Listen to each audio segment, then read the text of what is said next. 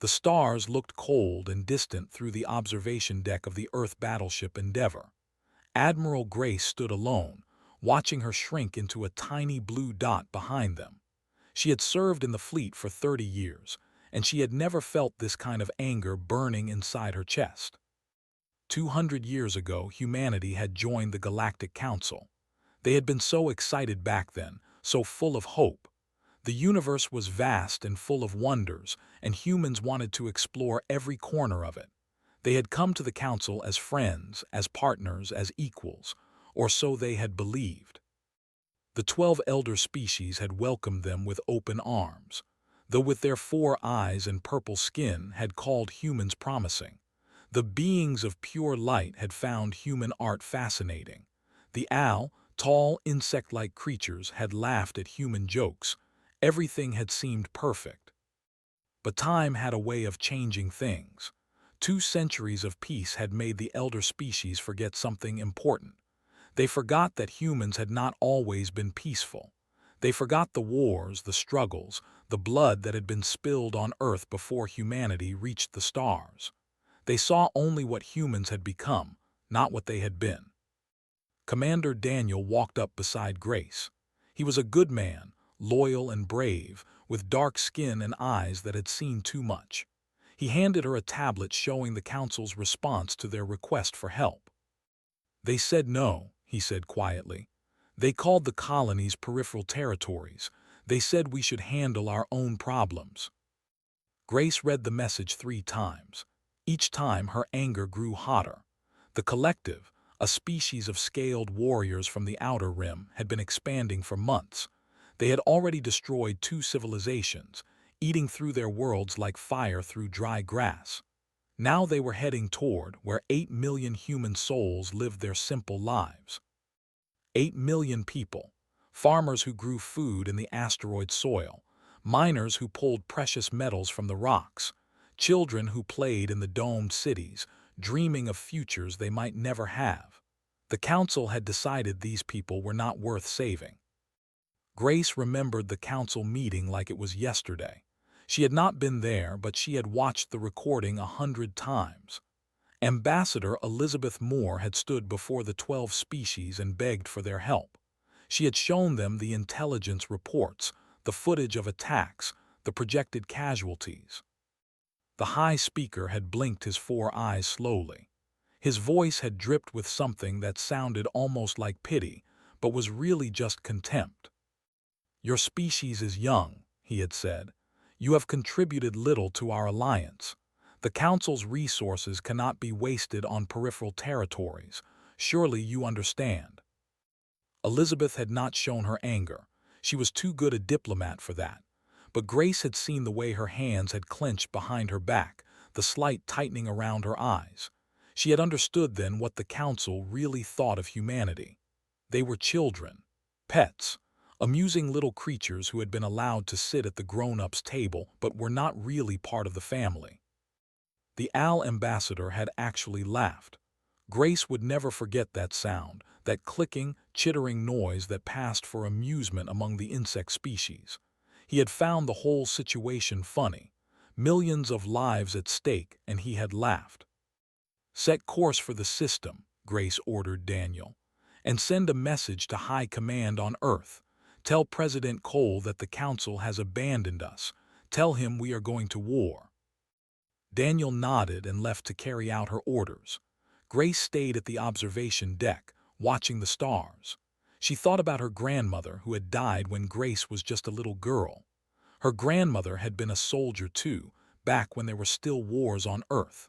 She used to tell Grace stories about the old days, about a time when humanity fought for every inch of ground. "We were harder then," her grandmother had said. "We had to be. The universe is not kind to the weak, remember that. No matter how peaceful things seem, never forget how to fight." Grace had not understood those words as a child. She had grown up in a world without war, a galaxy that seemed safe and welcoming. But now, standing on the bridge of a warship heading toward battle, she understood perfectly. On Earth, the news spread like wildfire. The council's rejection was broadcast on every screen, discussed in every home. People who had never thought about politics suddenly found themselves filled with a strange emotion. It took them a while to recognize what it was. It was anger, pure, cold, righteous anger. President Cole called an emergency meeting of the Planetary Assembly. He was a quiet man, a former teacher who had spent his life believing in diplomacy and cooperation. But even quiet men had their limits. "For 200 years we trusted them," he said to the assembled leaders. "We shared our technology, our culture, our very souls with the galaxy, and when we needed them most, they turned their backs on us." He looked around the room, meeting every pair of eyes. Some faces showed fear, others showed determination. A few showed something that looked almost like hunger. "The Council thinks we are weak," continued. "They think we have forgotten how to fight. They are wrong. We are the children of warriors, the descendants of survivors. Our ancestors crawled out of caves and conquered a planet. They survived ice ages and plagues and wars that killed millions. They did not give up. They never gave up, and neither will we." The Assembly voted unanimously to authorize military action.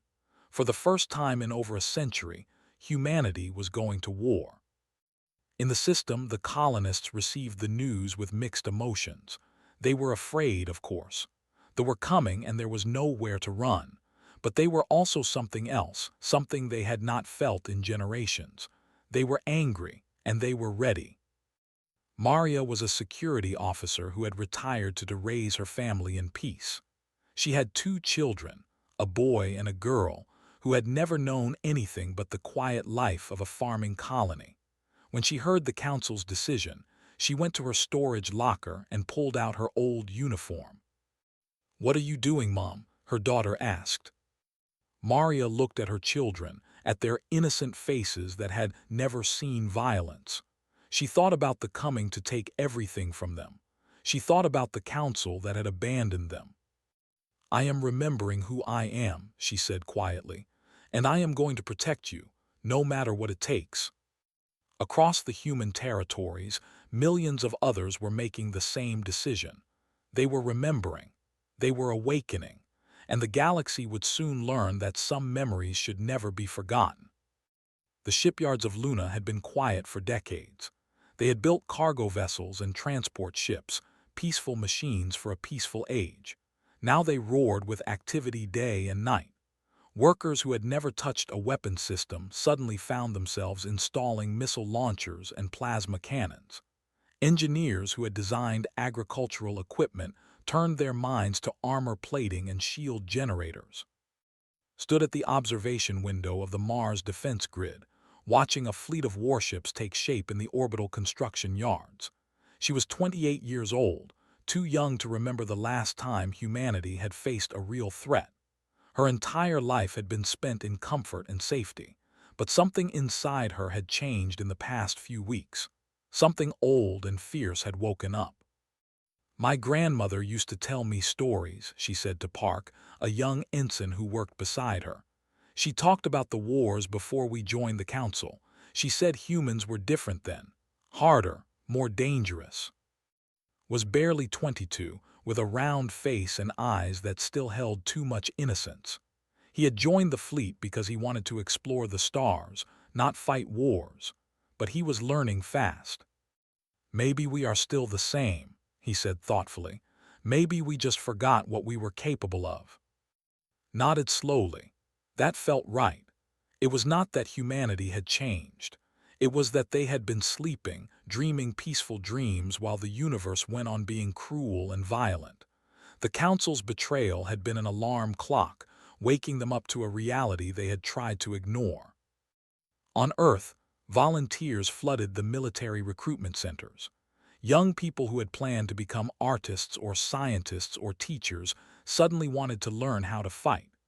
Old veterans who had thought their fighting days were over dusted off their skills and offered to train the new generation. President Cole watched the transformation with wonder and worry. He had never wanted to be a wartime leader. He had become president because he believed in peace, in cooperation, in building bridges between species. But the bridges had been burned, and now he had no choice but to lead his people through the fire. "How many ships do we have?" he asked General Sandra Mitchell, his chief military advisor. She was a tough woman in her 60s, with silver hair and a scar on her cheek from a pirate raid decades ago. "When this started, we had about 50 combat-ready vessels," Sandra replied. "In 3 weeks we will have over 200, and that is just the beginning." Shook his head in amazement. "How is that possible?" Sandra smiled grimly. "Because we never really stopped preparing, sir. We just did it quietly. Every cargo ship we built in the last century has reinforced hulls that can take weapons. Every transport has engine systems designed for combat maneuvers. We hoped we would never need them, but we always knew we might." The truth was that humanity had never truly trusted the peace. Deep in their bones, in the genetic memory passed down from countless generations of survivors, they had always known that safety was an illusion. They had smiled and traded and made friends with the galaxy. But they had also kept their weapons hidden, their skills sharp, their plans ready, just in case. Admiral Grace reached the system 3 days before the scouts arrived. She used that time wisely. She positioned her ships in patterns that looked random but were actually carefully designed killing zones. She coordinated with the colonial militia, making sure every farmer and miner knew where to go and what to do when the attack came. Maria had organized her neighbors into a resistance cell. They met in the mining tunnels beneath the main colony, practicing with weapons they had made themselves. They were not soldiers. They were ordinary people, mothers and fathers and grandparents who had never imagined themselves fighting a war. But they learned fast. "They are big and strong," Maria told her group. "But they are not used to fighting in tunnels. They like open spaces where they can use their numbers. We are going to take that advantage away from them." She showed them maps of the underground network, pointing out ambush points and escape routes. The tunnels stretched for hundreds of kilometers, carved by generations of miners. They might conquer the surface, but the underground belonged to the humans. On the Endeavor, Commander Daniel ran endless simulations of the coming battle. The numbers were not good. They had more ships, bigger guns, and centuries of combat experience. By any logical calculation, humanity should lose. But Daniel had learned something important in his years of service. Humans did not fight logically. They fought with creativity and desperation, and a stubborn refusal to accept defeat. Those things could not be measured in simulations. "We need to hit them hard and fast," he told Admiral during a strategy meeting. "Confuse them. Make them think we have more ships than we do. Keep them off balance." Grace nodded. "What about Pattern Omega?" Daniel hesitated. Pattern Omega was a tactic that had been developed decades ago but never used. It was considered too risky, too reckless, almost suicidal. But it was also devastating effective against superior numbers. "It could work," he admitted, "but we would take heavy casualties." Grace looked out the window at the stars. Somewhere out there, they were coming. They were coming to kill her people, to take her worlds, to prove that humanity was weak and helpless without the Council's protection. "Sometimes you have to accept casualties to win a war," she said quietly. "The question is whether we are willing to pay the price." Daniel thought about his family back on Earth, his wife and children who were counting on him to come home. He thought about the millions of colonists in the system who were counting on him to protect them. He thought about everything humanity had built in 2 centuries of peace, and everything they stood to lose. "We are willing," he said firmly. "We have to be." The scouts appeared on sensors 3 days later. There were 12 of them, small fast ships sent ahead to gather intelligence. They expected to find farmers and miners, helpless prey waiting to be conquered. They found 48 human warships arranged in a crescent formation, weapons powered and shields raised. Admiral's voice echoed across every frequency. "This is Admiral Grace of the United Earth Fleet. You have entered human space without authorization. Turn back now or face the consequences. The commander, a veteran named, received the transmission with amusement. He had conquered dozens of worlds. He had killed millions of beings across the galaxy. He did not fear a species of soft-skinned primates who had spent 2 centuries hiding behind the Council's skirts. "Little humans," he replied, his voice thick with contempt. "Your council has abandoned you. You stand alone against the might of the collective. Surrender now, and some of you might survive as slaves." Grace smiled at his words. It was a cold smile, the smile of a predator who had been waiting patiently for her prey to come closer. "We do not surrender," she said simply. "We never have, and we are about to remind you why." The Battle of Station was about to begin, and the galaxy would never be the same again. The first shots of the Battle of Station were fired at exactly 6 in the morning local time. The fleet had arrived in full force, 200 warships carrying enough firepower to destroy a dozen worlds. Commander had expected an easy victory.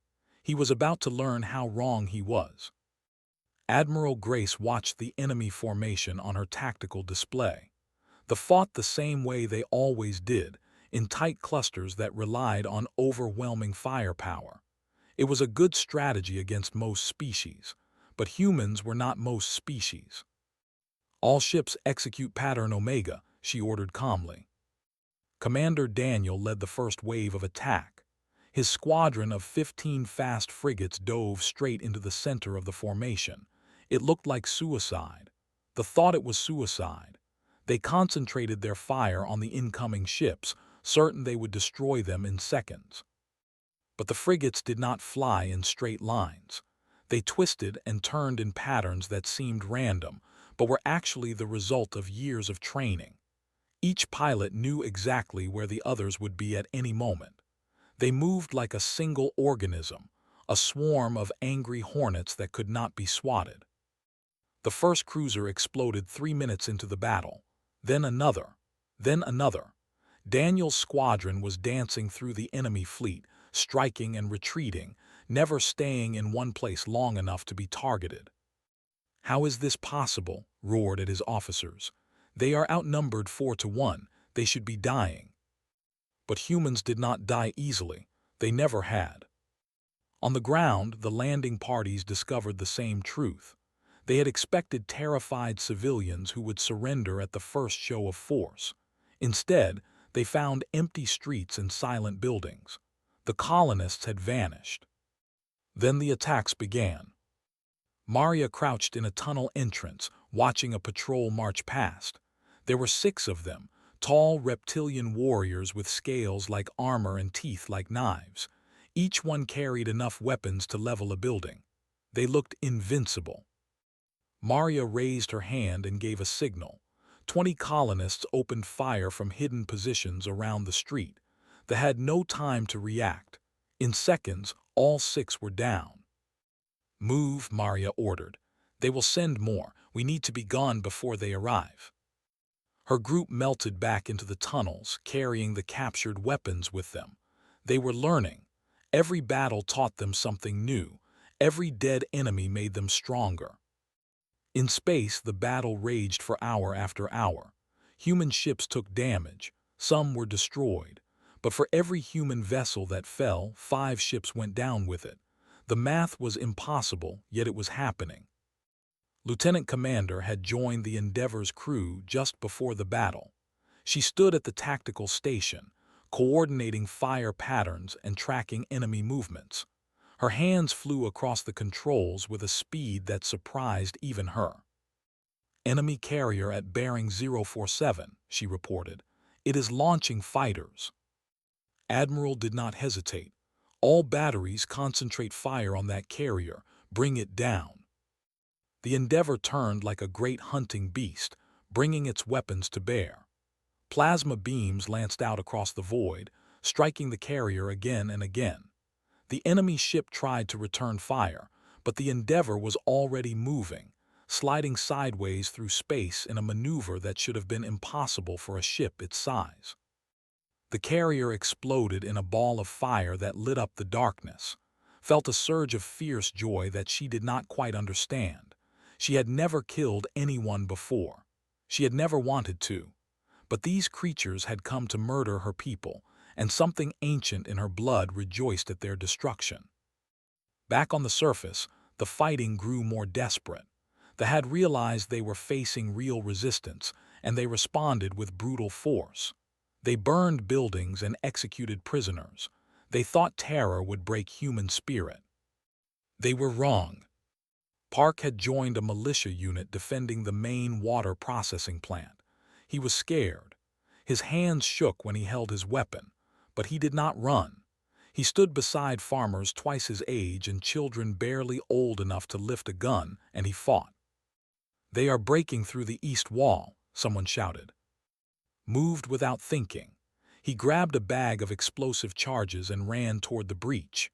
Soldiers were pouring through the gap, firing at everything that moved, threw himself behind a pile of rubble and started placing the charges. Spotted him. The creature raised its weapon, aiming straight at its chest. Time seemed to slow down. Could see death coming for him, cold and inevitable. Then Maria appeared from nowhere, tackling the from behind. She was half its size, but she fought with a fury that made size irrelevant. Her knife found the gap between its armored scales, and the creature fell. "Finish the charges," she told. "I will cover you." Nodded and went back to work. His hands had stopped shaking. He was not afraid anymore. He was angry. The explosion brought down the entire east section of the wall, burying the breakthrough under tons of rubble. It also collapsed the tunnel that the remaining needed to retreat through. They were trapped between the debris and the human defenders. None of them survived. In space, the tide was turning. The fleet had lost half its ships, and the survivors were losing coordination. Had never experienced defeat before. He did not know how to handle it. "Fall back," he finally ordered. "All ships fall back to the rally point." But falling back was not so easy. The human ships had surrounded the fleet, cutting off escape routes. For every ship that tried to run, 2 more were destroyed. The hunters had become the hunted. Admiral opened a channel to the enemy commander. "This is your one chance to surrender," she said. "Take it, and your surviving crews will be treated humanely. Refuse, and none of you will leave this system alive." Snarled at the offer, did not surrender. It was against everything they believed. He ordered his remaining ships to make a final desperate charge. It was a mistake. The human fleet closed around them like a fist, and in minutes it was over. Its flagship was crippled. Its weapons were dead. Its engines were burning. And the creature who had laughed at the idea of human resistance was trapped in his command chair, watching his dreams of conquest turn to ash. Grace boarded the enemy flagship personally. She walked through corridors filled with dead and dying, her boots leaving prints in puddles of alien blood. She found on the bridge, surrounded by the bodies of his officers. "You were warned," she said simply. "You did not listen." Looked up at her with hatred in his eyes. "This changes nothing," he hissed. "The collective will send more fleets. We will return in greater numbers. You cannot stop us forever." Grace nodded. "Maybe not, but we stopped you today. And tomorrow and the day after that we will stop whoever else comes, because that is what humans do. We survive, we adapt, we fight, and we never ever give up." She turned and walked away, leaving to face the consequences of his arrogance. Behind her, the Battle of Station was over, but the war was just beginning. The Galactic Council chamber had never been so quiet. The 12 elder species sat in their assigned positions, arranged in a circle that was supposed to represent equality and cooperation. But there was nothing equal about the mood in the room. There was only fear. The holographic display in the center of the chamber showed the aftermath of the Battle of Station. Destroyed ships drifted through space like broken toys. Human vessels moved among them, rescuing survivors and collecting the dead. The numbers scrolled across the screen in cold, precise detail. 173 ships destroyed, 42 captured, 60,000 enemy soldiers killed or taken prisoner. Human losses were listed too: 19 ships destroyed, 8,000 soldiers dead, heavy casualties by any measure, but the ratio was staggering. For every human who fell, nearly 8 had died. The High Speaker stared at the display with all 4 of his eyes. His purple skin had turned pale, almost gray. He had been the one who dismissed humanity's request for help. He had called them young and unimportant. He had been so certain they would fall. "This is impossible," he whispered. "Their technology is not superior to ours. Their numbers are small. How did they achieve this?" Ambassador Elizabeth Moore stood at the center of the chamber, exactly where she had stood when she begged for help weeks ago. She was dressed in the same diplomatic robes, but her posture was different now. There was no pleading in her voice, only cold, quiet certainty. "You forgot what we are," she said simply. "You looked at us and saw a peaceful species. You assumed that peace meant weakness. You were wrong." She touched a control on her wrist, and the display changed. Now it showed Earth's military mobilization, hundreds of ships being built, millions of soldiers being trained, weapons systems emerging from secret facilities that had been maintained for generations. "Humanity is not a warrior species," Elizabeth continued. "We do not enjoy violence. We do not seek conquest, but we are survivors. Our ancestors survived ice ages that covered our world. They survived plagues that killed half our population. They survived wars that nearly destroyed everything they had built.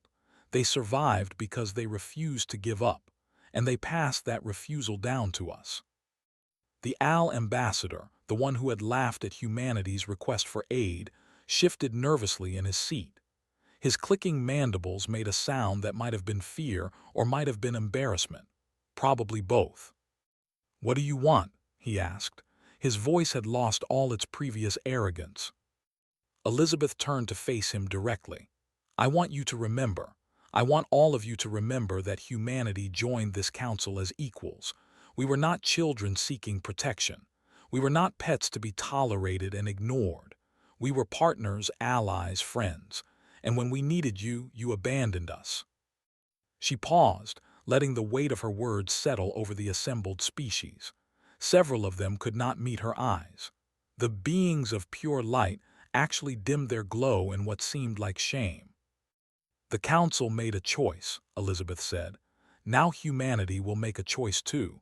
We can remain your allies. We can continue to share our technology, our culture, our friendship. But only if things change. Only if you accept us as true equals. Only if you never abandon us again." On the frontier, the human counteroffensive was already. Admiral Grace led a fleet of 200 ships into space. They were not there to conquer. That would make humanity no better than themselves. They were there to ensure that the collective could never threaten human lives again. Lieutenant Commander had been promoted after the Battle of Station. She now served as tactical officer on the Endeavour itself, standing beside Admiral on the bridge. She had changed in the weeks since the war began. The innocent young officer who had never seen combat was gone. In her place was a warrior, hardened by experience and loss. "They are requesting a ceasefire," she reported. "They want to negotiate." Grace considered the message carefully. Part of her wanted to refuse. They had come to murder her people. They had killed 8,000 human soldiers and countless civilians. They deserved to be destroyed utterly, wiped from the galaxy like the threat they were. But that was the path to becoming monsters. Humanity had walked that path before, in the dark days before they reached the stars.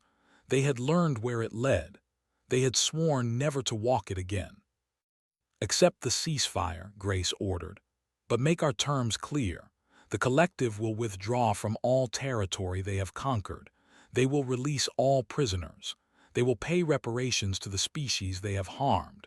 And if they ever threaten human space again, we will not stop at their borders. We will end them completely."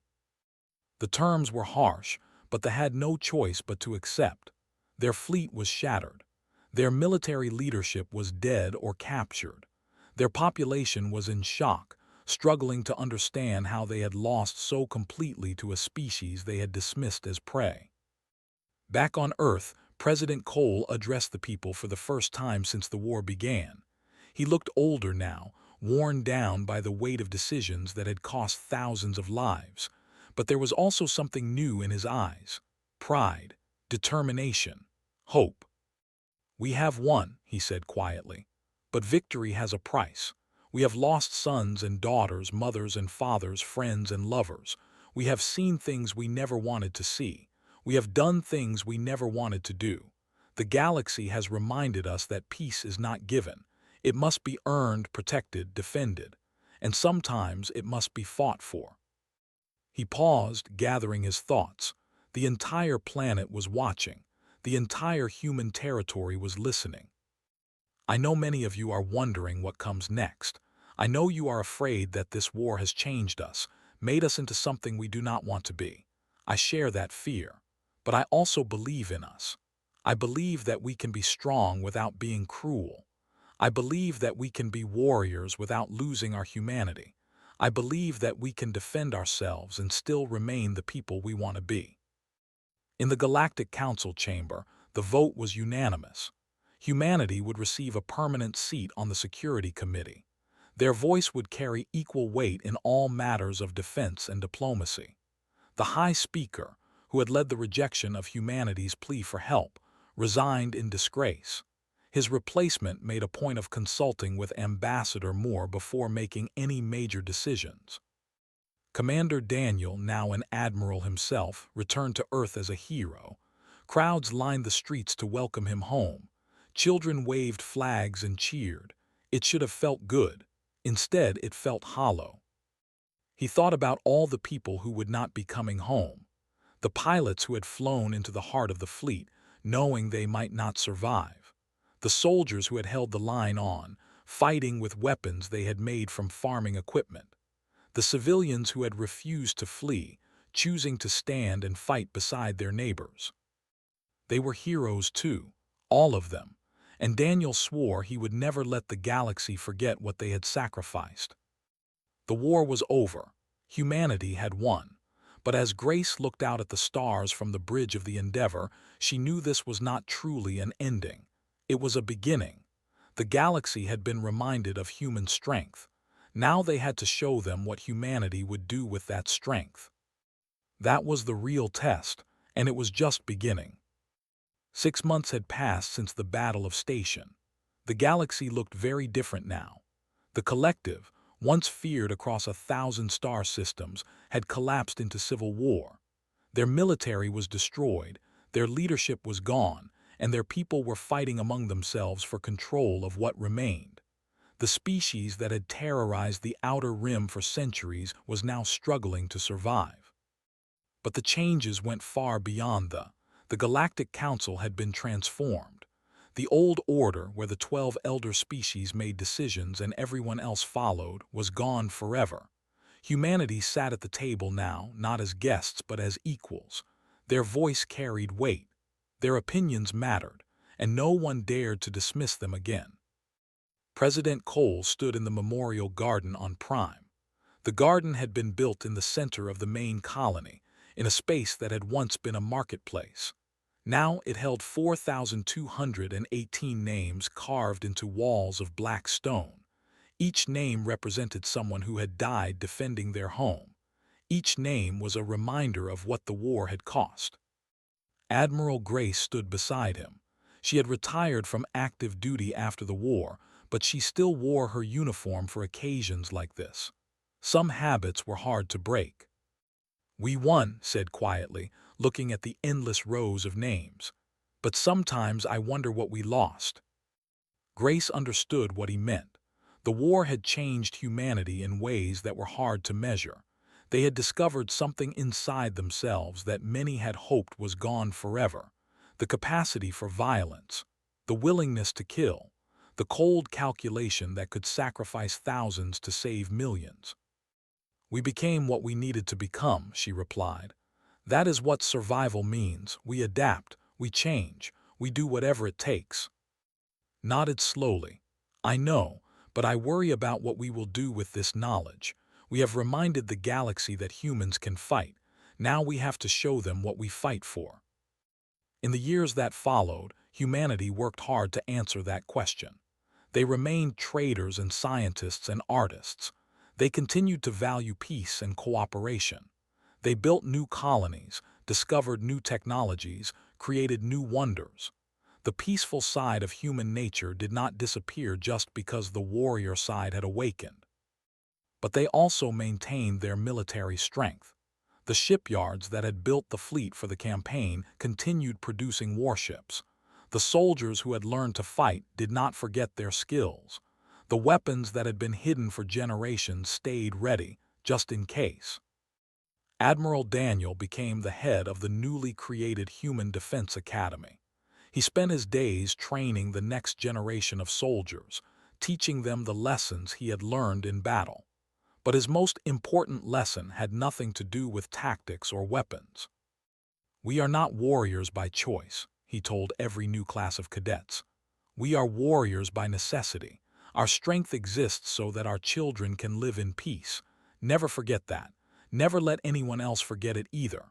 The moment we start loving war for its own sake, we become the monsters we fight against." Rose through the ranks to become one of the youngest admirals in human history. She commanded the patrol fleet that guarded the borders of human space, watching for threats that might emerge from the darkness between the stars. She was good at her job. Some said she was too good, that the war had turned her into something cold and hard. But those who knew her well saw something different. They saw a woman who had faced the worst the universe could offer and had not broken. They saw a protector, fierce and loyal, who would do anything to keep her people safe. They saw exactly what humanity needed her to be. Maria returned to farming after the war. She planted crops in the soil of Prime, raised her children, lived a quiet life. But she kept her old uniform in the back of her closet, and she taught her neighbors how to defend themselves, just in case. Park became a teacher. He told his students about the war, about the ordinary people who had done extraordinary things to protect their homes. He wanted them to understand that courage was not the absence of fear. It was the decision to act despite being afraid. The other species in the galaxy watched humanity with new eyes. They studied human history, reading about the world wars and the ancient empires, the countless conflicts that had shaped human evolution. They began to understand something important. Humans were not peaceful despite their violent history. They were peaceful because of it. They had seen where violence led. They had walked the darkest paths and had chosen to turn back. They valued peace precisely because they knew how terrible war could be. Ambassador Elizabeth Moore retired after 10 years of service on the Council. She had spent that decade building bridges, repairing the damage the war had caused. Not everyone trusted humanity now. Some species looked at them with fear, wondering when the sleeping giant would wake again. Elizabeth worked tirelessly to show them that strength and kindness could exist together. "We are not your enemies," she said in her final address to the Council. "We never were. We came to the stars looking for friends, for partners, for fellow travelers on the long journey through the universe. That has not changed. We still want peace. We still believe in cooperation. But we have also learned that peace must be defended. We will not be caught unprepared again." On the 10th anniversary of the Battle of Station, a ceremony was held in the Memorial Garden. Survivors of the war gathered to remember those who had fallen. Children who had been born after the fighting ended came to learn about the sacrifices their parents and grandparents had made. Grace, now an old woman with white hair and faded eyes, gave the final speech. She looked out at the crowd, at the faces of humans who had lived through so much and had still managed to hold onto their humanity. 10 years ago, the galaxy forgot what we were," she said slowly. "They looked at us and saw a peaceful species. They assumed we had lost the ability to fight. They thought they could take what was ours without consequences." She paused, letting the weight of memory settle over the garden. "We reminded them. We showed them that humans have never stopped being warriors. We proved that we will always defend what we love, no matter the cost. And in doing so, we taught them something else. We taught them that true strength is not measured by how many enemies you can destroy. It is measured by what you choose to protect. She looked up at the sky, at the stars that had once seemed so cold and distant. They did not seem that way anymore. They seemed like home. The galaxy will never forget us again, and we will never forget who we are. We are human. We are survivors. We are warriors when we must be, and peacemakers when we can be. We are exactly what the universe needs us to be. The ceremony ended with a moment of silence for the dead. 4,218 lives, each one a universe of hopes and dreams and possibilities. They had died so that others could live. They had fought so that others could know peace. And the galaxy remembered. For humanity had reminded them.